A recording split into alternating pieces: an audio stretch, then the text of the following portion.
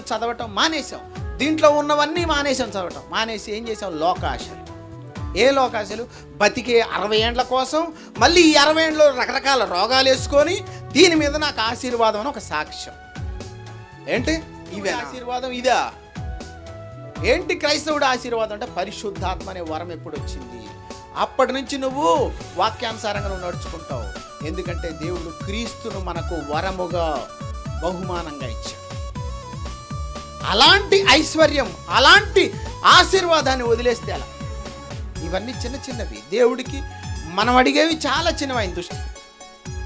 మనం అవే అడుగుతాం. ఏమడుగుతాం? ఉద్యోగం ఇయ్యి ప్రభువా, అంతేనా? ఉద్యోగం నీకే కాదు, ఎవరికైనా కష్టపడితే వస్తుంది. మా అబ్బాయి ఎగ్జామ్ రాస్తున్నాడు, పెన్నుకు ప్రార్థన చేయండి పాస్టర్ గారు. పెన్నుకు ప్రార్థన చేయాలా? వాడి టాలెంట్, వాడికి మెదడిచ్చింది ఎవరు? దేవుడే కదా. జ్ఞానాన్ని ఇచ్చింది ఎవరు? దేవుడే కదా. చదువుకోవాలి కదా, కష్టపడితేనే వచ్చేది. పెన్నుకు ప్రార్థన చేస్తే వస్తుందా? మా అబ్బాయి ఉద్యోగానికి వెళ్తున్నాడు, ఉద్యోగం వచ్చేటట్టుగా ప్రార్థన చేయి. ఉద్యోగం నువ్వు ప్రయత్నిస్తే వస్తుంది. నువ్వు దేవుడి మీద ఎప్పుడు నువ్వు మొత్తం కష్టపడి దేవుడికి దండం పెడితే అప్పుడు అది వేరు.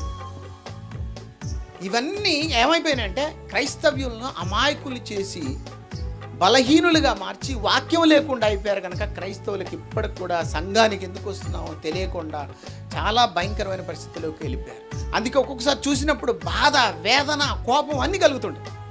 కానీ ఏం చేయలేమే, గట్టిగా గద్దించి చెప్పలేము. ఒకవేళ గట్టిగా గద్దించి కోపంగా చెప్పామనుకో, ఏం చూసినావా ఎంత కోపం ఆయనకి, ఆశ్రయ సేవకుడు అంతేనా మాట్లాడేది అని మళ్ళీ మనమే అంటాం. ఏదన్నా ఎటు వస్తుంది? దేవునికి సేవకుడికే వస్తుంది. అంటే ఒక దేవుని వాక్యంలోకి నడిపించాలంటే ఎంత బాధ.